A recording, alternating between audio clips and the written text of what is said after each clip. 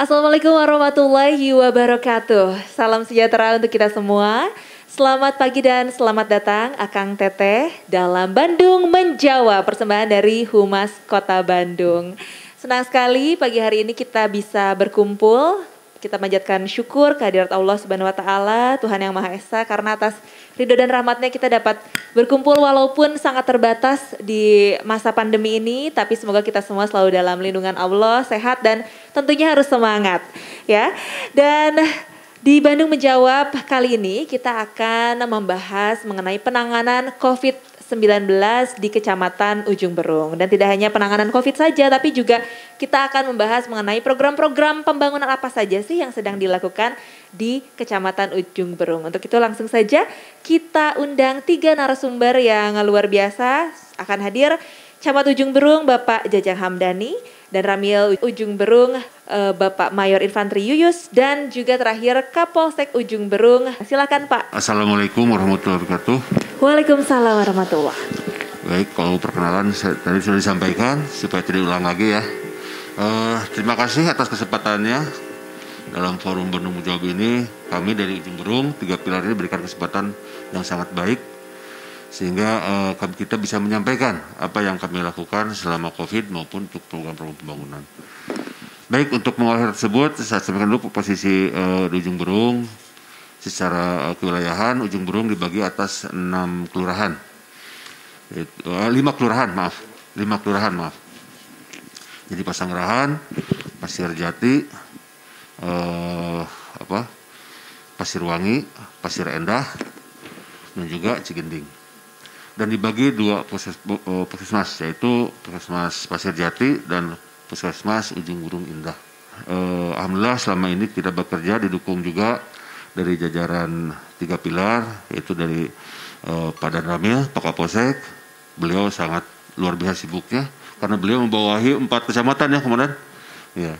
Dan juga dibantu juga oleh Pak Kapolsek. Kaitan dengan COVID di Ujung Berung memang fluktuatif. Awal kejadian dari sebaran virus COVID itu kami Kecamatan Ujung Berung termasuk 2 kecamatan yang zona biru bersama Rancasari. Tetapi seiring dengan perkembangan aktivitas masyarakat, mobilitas masyarakat, dan juga penerapan adaptasi kebiasaan baru melalui Perwa 37 dan terakhir juga dengan Perwa 52, itu ada kenaikan.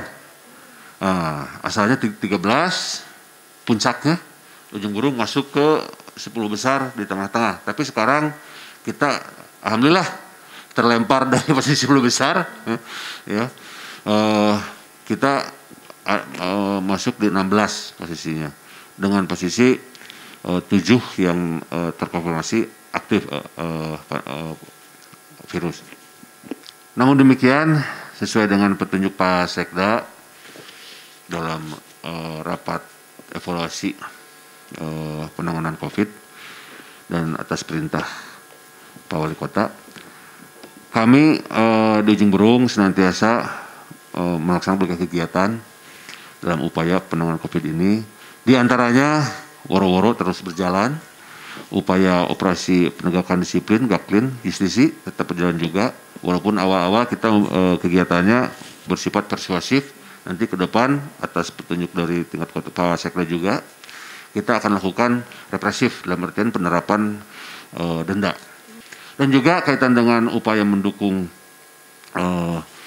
yang harus isolasi mandiri maupun yang lainnya, kita yang didukung oleh Puskesmas dan ada hotline-nya untuk masyarakat, dan tentu saja kita sebarkan kepada para ketua RW untuk percepatan penanganan.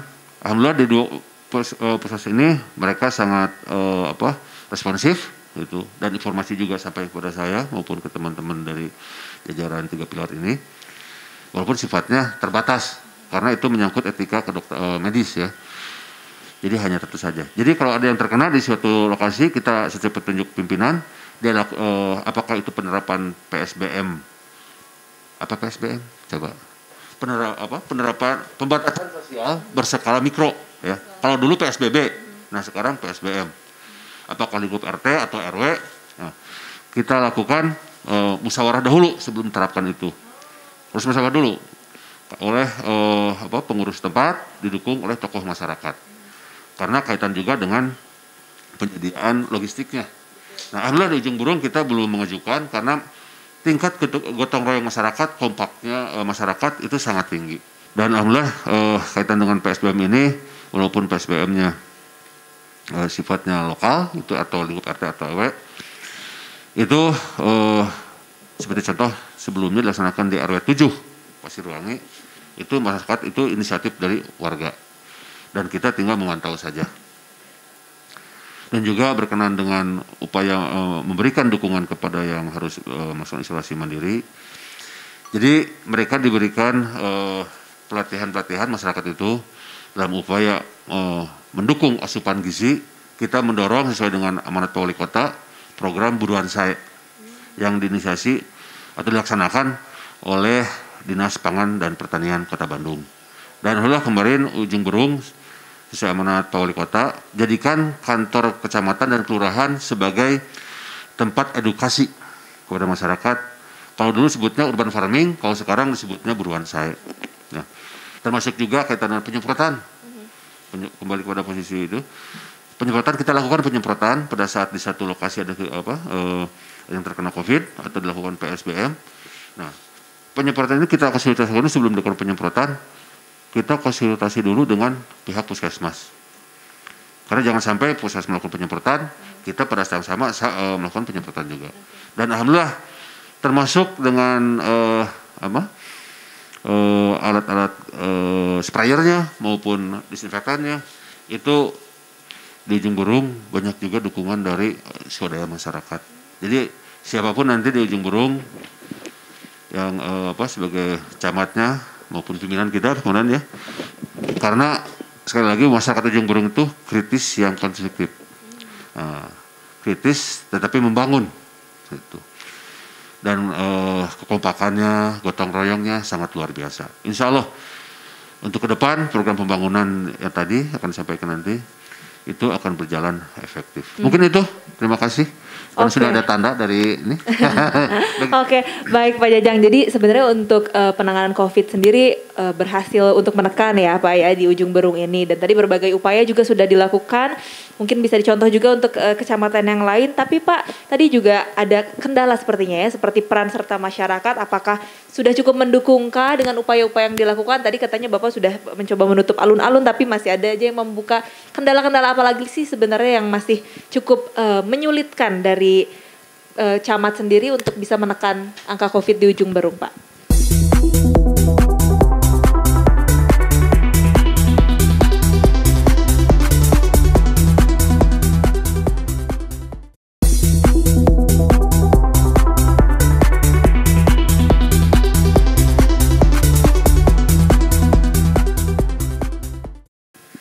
Baik, tadi dalam pemaparan saya sudah sampaikan bahwa Ujung Berung itu daerah yang sifatnya pelintasan ya. Nah, jadi ke pelintasan selain warga Ujung Berung juga banyak dari daerah lain apa dari Kabupaten Bandung. Tapi bukan menafikan orang kabupaten, tidak. Karena pelintasan gitu ya. Baik orang Bandung sendiri maupun yang dari kabupaten yang lain atau yang sengaja lewat. Dan perlu diketahui bahwa Ujung Berung juga punya potensi wisata gitu. Insya Allah kita akan mencoba dan bahkan memberikan dukungan kaitan dengan pelaksanaan protokol kesehatan di masjid, dan dukungan dari DKM-nya cukup kuat kepada kami, cukup mendukung. Nah, bagaimana dengan fasilitas kesehatan sendiri juga Pak di Ujung Berung? Apakah sudah cukup memenuhi juga mungkin untuk para suspek corona? Sebetulnya posisinya kita sudah menunjuk Pak Sekda. Itu melalui Kampung Tohaga itu sudah dipersiapkan percontohannya di tiap-tiap RW sudah ada disiapkan tempat singgah sementara. Tapi terkadang warga sendiri Pak ya yang suspek inginnya di rumah sendiri, isolasi mandiri ya? Ya, atau ya karena kondisi langsung dibawa ke rumah singgah. Tergantung kondisi petunjuk dari puskesmas. Apakah kondisinya masih bisa di rumah sendiri atau rumah singgah yang ada di Kampung Tohaga, Kampung Tohaga Lodaya, di masing-masing RW atau dibawa langsung ke rumah singgah yang disediakan oleh pemerintah Kota Bandung. Oke, baik. Nah, mungkin itu tadi pemaparan sedikit dari Pak Jajang ya Pak ya terkait dengan penanganan COVID. Mungkin untuk pembangunan tadi sedikit sudah disampaikan, ingin menambahkan lagi Pak untuk program pembangunan di Ujung Berung sendiri? Saat ini di Ujung Berung kita harus melihat dulu potensi ya sebelum kita menunjukkan program, dan juga harus kembali ke RJPMD atau janji Pak Wali Kota. Ya. Di Ujung Berung saat ini sedang mendorong kaitan dengan peningkatan kualitas kesehatan masyarakat. Di antaranya untuk mendukung program ODF 100% tahun 2021. Dan bahkan alhamdulillah kita Ujung Berung kemarin mendapat dukungan juga selain melalui dana PIPPK, juga dari dana DAU pemerintah pusat maupun dari kementerian secara terpisah. Gitu. Nah, untuk tahun depan Ujung Berung akan mendapat bantuan 4 fasilitas kaitan dengan pengadaan sanimas, sanitasi masyarakat. Jadi masyarakat harus mengerti kenapa program ini dilaksanakan. Nah, ini yang paling penting. Nah, setelah dilakukan pemahaman, insya Allah, dan bahkan kemarin ada yang swadaya juga, swadaya masyarakat di Pesanggerahan memberikan lahannya untuk digunakan pengadaan proyek sanimas di lokasi tanahnya. Jadi di Ujung Berung itu, makanya saya tadi katakan bahwa Ujung Berung mah masyarakatnya, masyarakat yang kritis tapi konstruktif, kritis, memberikan dukungan, memberikan masukan, tetapi mereka juga aktif pendukung kita gitu. Apabila kita dipercaya oleh mereka, insya Allah siapapun yang jadi camat di sana dengan pola masyarakat seperti itu ya, insya Allah akan sukses. Oke, jadi keterlibatan masyarakat di Ujung Berung luar biasa gitu ya Pak ya. Amin. Alhamdulillah ya. Untuk sektor ekonomi gimana nih Pak? Karena kan pasti sempat terdampak atau mungkin sampai sekarang juga masih ada beberapa yang terdampak. Bagaimana upaya pemulihannya? Ya. Tadi dikatakan kaitan dengan program Buruan Saya. Nah, kemudian juga kita akan mencoba mendorong, memberikan pemahaman, pembentukan kawasan wisata ikon-ikon tertentu. Kalau sentra-sentra sudah masuk ke RJPMD, tidak bisa dirubah itu. Tapi kalau kawasan-kawasan, sebagai contoh, di Ujung Berung ternyata, saya termotivasi pada saat Pak Kapolsek yang lama ya, Pak Haryadi dan juga Pak Yuyus, adanya kegiatan sumbangan sosial pakaian komandan waktu itu di Pasirwangi. Gitu. Waduh, nah dari situ saya terbersit. Ternyata potensi ekonomi masyarakat cukup tinggi. Nah, seiring dengan program yang sekarang dilaksanakan atas petunjuk dari PKK, yaitu untuk mengatasi keluarga yang stunting, kaitan dengan kebutuhan ekonominya, di kecamatan sekarang sedang berjalan pelatihan selama 3 bulan, pelatihan menjahit bagi keluarga yang stunting, keluarga kurang mampu. Nah, kepikiran dari situ bagaimana penyalurannya. Alhamdulillah dengan pendekatan saya langsung ke para pengusaha, karena sekali lagi kunci di lapangan itu pemahaman. Jadi termasuk kaitan dengan COVID juga. Kita ngobrol langsung, terkadang kalau misalnya hanya sifatnya instruktif, itu masyarakat tidak akan menerima. Tetapi kita sambil ngobrol begini, sambil minum gitu ya. Itu. Tapi sanes minuman yang positif ya. Betul. Pak. Itu. Insya Allah masyarakat akan paham dan mengerti dan bahkan menerima. Bahkan kemarin saya diminta dihadir ke RW 12. Pak, kalau sudah pensiun juga Pak ya. Kalau bisa mah kita silaturahmi tetap berjalan. Alhamdulillah. Oh, nikmat sekali di Ujung Berung itu. Jadi hubungan sama masyarakat ya Pak ya, pakai cara pendekatannya harus khusus gitu ya Pak ya, humanis begitu.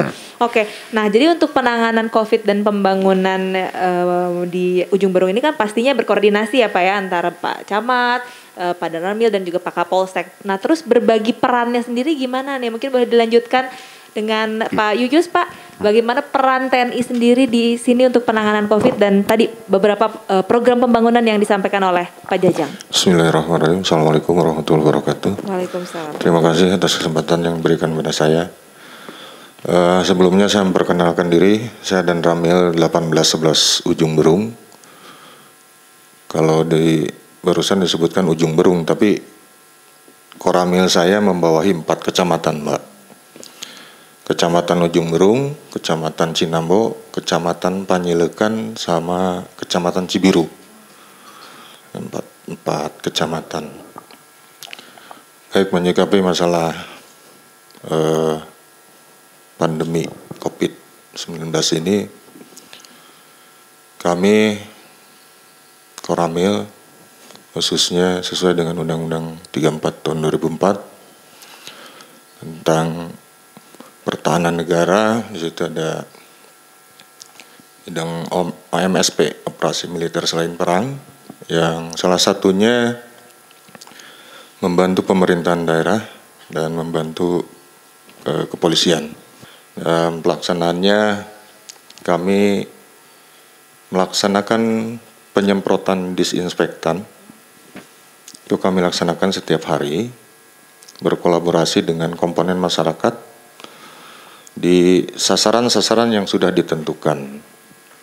Jadi bukan cuma di Kecamatan Ujung Berung kalau kami, di 4 kecamatan. Gitu. Yang kedua, pernah melaksanakan pembagian sembako, yang sembakonya ada yang dari waktu itu Budi Suci Pak ya, Budi Suci, terus dari komando atas, dari Kodim, dari Kodam, untuk dibagikan di wilayah kami dalam rangka membantu yang terdampak COVID-19. Termasuk pembagian masker. Pembagian masker itu pun masker juga sama dari komando atas dan para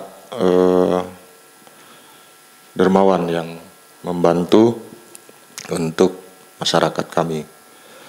Selain itu juga kami melaksanakan protokol atau himbauan protokol kesehatan yang menjadi tanggung jawab kami itu di 6 titik. Yang pertama Pasar Ujung Berung, Rumah Sakit Daerah RSUD, terus Pasar Gede Bage, Ubertos,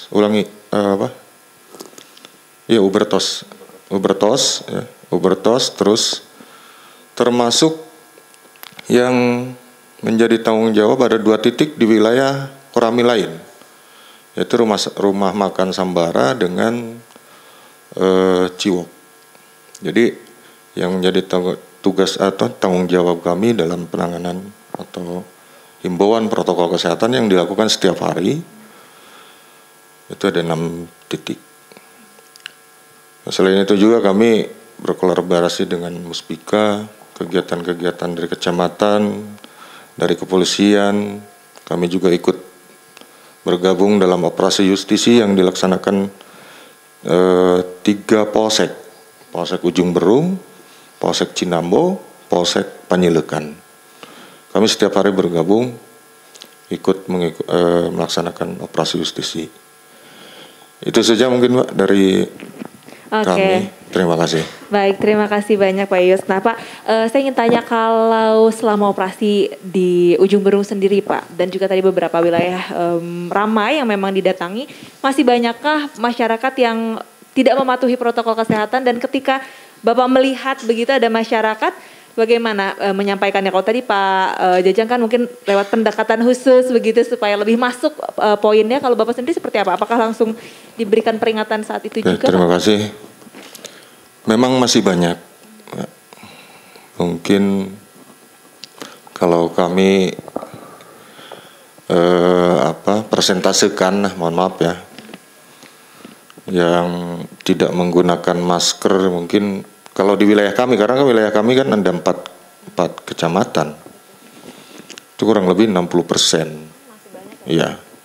Terus masalah kerumunan ya lumayan lah juga. Ada kurang lebih 40%-an lah. Adapun apabila ada yang belum sadar, ya, karena ini kembali ke individunya masing-masing. Betul. Individunya masing-masing. Kalau kita petugas cuman menghimbau, mengingatkan, dan mungkin menegur ya dalam setiap kegiatan. Apabila ada masyarakat contoh tidak menggunakan masker, diingatkan kalau kita punya masker, kalau pas bawa kita kasih masker. Itu Mbak. Baik, jadi tidak hanya langsung diingatkan tapi juga langsung dikasih masker kalau memang mungkin ada. Memang ada kita bawa ya, ada persediaan kita kasihkan.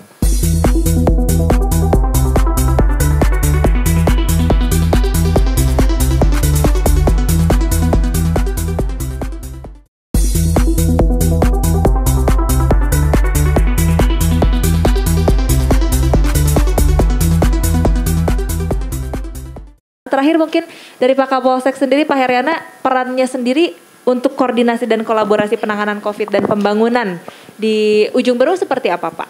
Baik, Assalamualaikum warahmatullahi wabarakatuh. Waalaikumsalam warahmatullahi. Saya sebetulnya jadi Kapolsek baru 1 minggu, cuman dari Pak Camat, dari Pak Danramil, langsung tancap gas. Langsung ditembak. Jadi saya ikutan ya, Pak? aja lah. Nah, apa langkah-langkah kita dari Polsek? Kita udah mendirikan Kampung Tohaga. Komunitas yoga juga dari kita dirikan, udah setiap kelurahan itu ada satu komunitas Kampung Tohaga udah didirikan. Terus langkah-langkah apa yang kita laksanakan? Seperti yang tadi di Pak Danramil sampaikan, operasi justisi kita udah laksanakan tiap hari. Kita kolaborasi, ada yang dari Pak Danramil anggotanya, dari kecamatan, dari kepolisian, itu tiap hari dilaksanakan. Kita menghimbau kepada warga, terutama masker. Ya kadang-kadang kalau kita operasi kadang-kadang masker dikantongin, bukannya dipakai. Kita ingatkan terus. Terus untuk Kampung Tohaga kita udah didirikan. Jadi setiap kelurahan itu ada satu Kampung Tohaga. Terus kalau komunitas itu udah banyak komunitas. Sampai kita komunitas motor juga ada. Yang intinya untuk Untuk membedakan masker. Semuanya harus pakai masker. Ya, itu juga ada masyarakat yang sadar. Kita ucapkan terima kasih kepada masyarakat. Cuma rata-rata kalau untuk operasi justisi yang kayak kita di dekat pasar, jadi takut sama polisi. Jadi kalau polisi udah nggak ada, maskernya itu dikantongin dilepas lagi ya Pak. Iya. Nah itu yang bahaya ya. Nah kita juga nggak bosan-bosan. Terus saja kita himbauan kepada masyarakat untuk mempergunakan masker. Mungkin itu saja. Terima kasih. Assalamualaikum warahmatullahi wabarakatuh. Waalaikumsalam warahmatullahi. Tapi Pak, dari segi personel sendiri memang apakah ditambahkan juga di era COVID ini untuk menangani seperti tadi kerumunan dan lain-lain untuk membantu operasi? Alhamdulillah kalau dari kepolisian dengan Koramil dari kecamatan, kalau untuk malam minggu kita all out. Nggak ada yang namanya istilahnya lepas piket, nggak ada. Oke. Jadi perintahkan semuanya. Maksimal ya? Maksimal, minimal jam 3 baru istirahat. Baru pulang. Nah untuk malam minggu kita, karena kita juga bukan robot, diistirahatkan. Oke, baiklah. Jadi memang untuk penanganan mudah-mudahan sudah maksimal ya Pak ya. Dari Ujung Berung kolaborasi dan juga koordinasi sudah terus dilakukan dan bahkan langsung ditindak, langsung diingatkan pada saat itu lagi. Menurut Bapak sendiri apakah perlu lebih tegas nggak sih Pak untuk masyarakat yang berkumpul tadi, mungkin supaya tadi Bapak sampaikan kalau ada polisi baru dipakai maskernya nih. Apakah memang harus ada Bapak terus di situ atau ada tindakan khusus perlukah atau cukup tadi pemahaman saja, diberitahu saja, diperingati? Kalau untuk tegas, mungkin kita juga dilihat dari masyarakatnya ya. Kalau masyarakatnya mohon maaf kayak tadi dari Pak Camat bilang yang dari kabupaten, ya kadang-kadang ada di sana mah COVID cina. Kenapa pakai masker oke cina. Ya kadang-kadang kita juga ingatkan terus. Kadang-kadang operasi kita selain masker, ya dari Pak Danramil tadi, kita kalau ada stok, biasanya di mobil patroli itu ada stok kita untuk membagikan kepada yang tidak bawa. Oke. Nah, di samping kita teguran tertulis, kita masih untuk melakukan ini teguran tertulis masih dilakukan. Dan pembagian masker biasanya itu kita nggak tentu, cuman kalau waktu mau operasi justisi kita selalu bawa masker cadangan. Itu yang kita lakukan. Oke, baik. Terima kasih banyak Pak Heryana sudah diberikan pemaparan untuk Akang Teteh, teman-teman media di sini. Mungkin terakhir sebelum kita menutup Pak, tadi mungkin masih banyak juga ya Pak Yui sampaikan, masih banyak juga ternyata masyarakat yang masih belum sadar, karena tidak sadar itu ya, belum paham begitu ya Pak ya. Untuk itu di momen seperti ini mungkin Bapak boleh sampaikan imbauan sekali lagi, terus menerus kita tidak bosan himbauan untuk masyarakat, khususnya masyarakat Ujung Berung, Kota Bandung, untuk selalu mematuhi protokol kesehatan, juga harapannya di program pembangunan yang saat ini terus dijalankan di Ujung Berung seperti apa Pak? Boleh disampaikan? Sesuai dengan protokol kesehatan 3M 1T dan dengan pola penanganan 3T. Apa itu 3T? Testing, tracing, treatment. Gitu. Jadi menghimbau kepada masyarakat bahwa tolong dipenuhi kaitan dengan kesadaran, kaitan dengan pelaksanaan protokol kesehatan, dan terbuka kepada warga maupun kepada dinas terkait. Biaya penanganan COVID ini mahal, ya. Sekali lagi mahal. Karena saya katakan mahal karena anak saya yang yang lagi pendidikan di Hasan Sadikin menyampaikan, Pak, katanya ada teman AA yang kena, itu beliau itu terakhir meninggal ya, sama-sama dokter yang lagi residen, itu dana 350 juta juga tidak. Nah, tidak bisa menolong ya Pak? Ya, jadi makanya kepada masyarakat, jaga kesehatan, ikuti protokol kesehatan, dan insya Allah kita dengan didukung oleh gugus tugas dan tentu saja didukung oleh tenaga medis, kita akan mencoba menangani terbuka kepada kita melalui hotline yang ada, karena kita akan, apabila yang terjadi seperti itu pandemi di satu lokasi, kita akan lakukan testing. Jadi siapa saja data-data aja yang kena, jangan ragu untuk menyampaikan siapa saja yang terkena, dari mana dia berangkat. Hanya sekali lagi informasi dari ibu dokter di kakak, kebanyakan dari klaster keluarga sekarang ini, itu.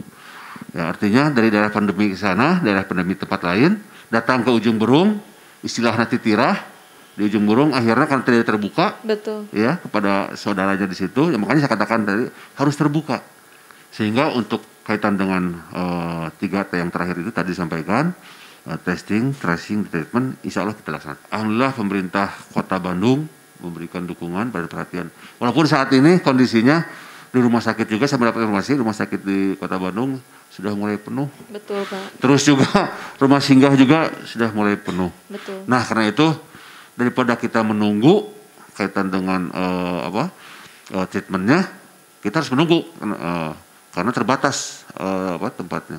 Kita memang disediakan inisiatif masyarakat melalui komunitas Tohaga Lodaya di RW-RW ada, tetapi kan secara penanganan medisnya agak minimal. Dan makanya daripada kita repot sendiri seperti itu, dan kita juga merepotkan orang lain, lebih baik kita patuh dan taat mengikuti protokol kesehatan. Apa protokol kesehatan? Jaga jarak, mencuci tangan. Cuci tangan, pinter dong Pak. Pakai masker, hindari kerumunan. Insya Allah kalau itu semua bersama-sama kita lakukan, insya Allah Ujung Berung insya Allah akan menjadi kecamatan, menjadi bagian yang menjadi pelopor. Jadi selain pelopor kaitan Buruan Sae, juga pelopor sebagai kecamatan pelopor zona hijau. Zona hijau. Amin, amin ya Rabbal Alamin. Terima kasih Pak sudah menyampaikan imbauan juga harapannya. Sekali lagi terima kasih untuk 3 narasumber kita hari ini. Boleh tepuk tangannya Kang Teteh. Hatur nuhun pisan Bapak-bapak, sekali lagi selamat melanjutkan tugas dan tetap semangat untuk menangani COVID-19 dan juga program-program pembangunan yang masih akan terus dijalankan.